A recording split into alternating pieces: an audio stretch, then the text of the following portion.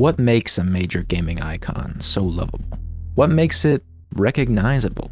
What makes it Kirby? Kirby has been around since 1992. Since then, over 40 games have been released, ranging from spin-offs to mainline installments to even remakes. Remakes, of course, being the main focus of this video, and that's why it pains me that I'm tired of them. This is why Kirby's Return to Dreamland Deluxe finally broke me. Let me make something clear, however. I am an avid Kirby fan, going so far as to include the title of the planet Popstar in my channel name. And this game isn't bad by any stretch of the imagination. It just reveals something sinister. So let's start at the beginning, shall we? Kirby's Return to Dreamland released in 2011 to commercial and critical success, something that can't be said for the majority of the Wii's library. Nintendo was experiencing a renaissance of sorts, bringing back old IPs, particularly Donkey Kong, after an extended hiatus, with Kirby being particularly special, since his last home console release was on the N64, with Kirby and the Crystal Shards. To say this was a special moment for me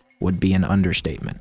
I loved this game. It was classic Kirby with modern twists. The game starts out with Kirby having fun with his friends when suddenly a ship smashes into Popstar. Kirby goes to investigate and discovers Magolor, who has been attacked by Landia and consequently destroys his ship. So it's up to Kirby and company to repair it and defeat Landia. You start off in a world map that slowly expands as you progress throughout the game, slowly reclaiming piece after piece of the ship. While exploring, you discover energy spheres, parts of the ship that'll power new rooms with mini-games to complete, challenges to overcome, and abilities to test. After finally beating the boss of Popstar, the Grand Doomer, you are transported to Magolor's homeworld, and Kirby must defeat Landia once and for all. I won't go too much further into the story, since I know some people would like to experience it for themselves, so the gameplay, it is. You hold the Wii Remote sideways, kind of reminiscent of an old-style NES controller, and use 1 and 2 to jump and suck respectively. While inhaling, you can shake the Wii Remote to get the ultimate inhale, and when you inhale an enemy,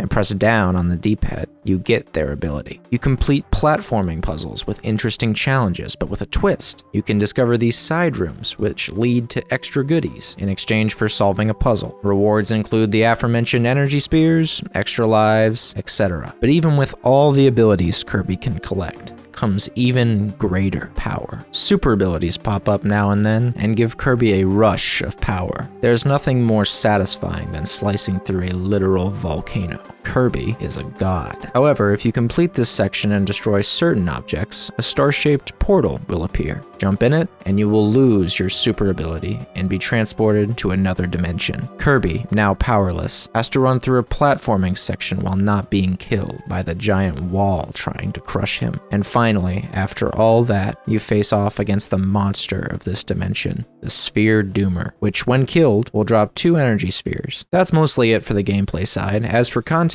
there's a decent amount. After beating the game, you can test your skills in the arena, which is basically a boss rush, or play Extra Mode. Extra Mode has existed in multiple forms, originating on the Game Boy. If you press up and A on the title screen, you'll experience a harder version of Popstar, with enemies that hit harder and faster, and bosses that want you dead. In Return to Dreamland's case, you're given half health, enemies are replaced and may have their size adjusted, or new enemies may just be in new locations altogether. Bosses are also much harder and faster, designated by their EX in the title, while some bosses are added for the sake of it. And don't worry, there's much more. But if you manage to beat this extra mode, you get access to the true arena, where you get to battle all of the EX bosses, as well as a surprise or two. Overall, this game is something special to me, and for $49.99 on the Wii, it was an amazing game. Now you're probably wondering why I haven't touched the remaster yet. And the reason is, I wanted you to see my perspective and how I held the game in such high regard. I believe it didn't need a remaster. 480p is a little harsh on the eyes, but it's not terrible, especially since the graphics have aged exceptionally well. But now I think we should start talking about the remaster.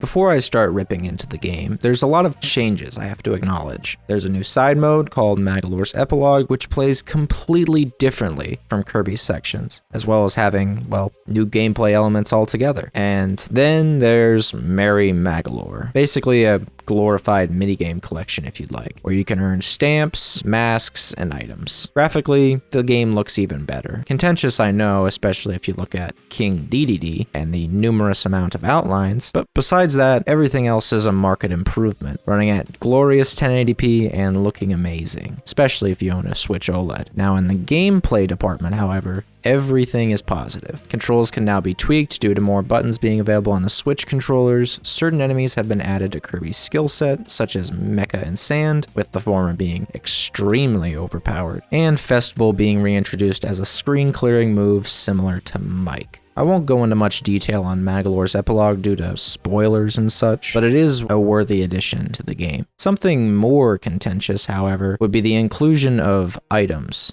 you can use at any time. I am of the opinion that this ruins the difficulty balancing. Now, I already know the argument that's going to be pitted against me. Well, you don't need to use items. They're optional and can only be accessed via side mode. And I'll respond with 2 words. True Arena. True Arena can only be unlocked by beating the story, extra, and epilogue modes, and because of this, it includes the bosses in said epilogue mode, making True Arena without items even more difficult than the original. It was hard enough since you only had 3 to 4 heals in the original, which balanced the number of bosses and was generally considered a good challenge. Here, however, it is nearly impossible. The farthest I got was round 18 without items, and don't even get me started on the final boss.